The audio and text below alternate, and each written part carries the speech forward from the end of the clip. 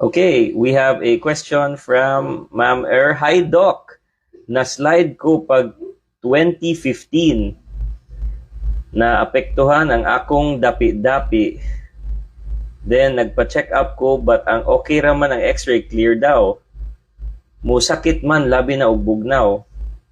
Naagi murag naipit. So thank you for that comment po. Really important, Ma'am that we can examine you face-to-face to really know ano po yung problem. Again, we do not just a history but also a physical examination para malaman natin if may naipit po ba or may injury po ba sa bone, sa muscle, sa joint, or sa mga ugat po. So thanks again. Good evening from Renge, Peña, Florida. Hi, Doc. How many months is the recovery period ng surgery? So thank you for that question, Sir Renge. And how many months is the recovery of what type of surgery din po yung tanong ko, kasi surgery, ang daming surgery po ng tuhod.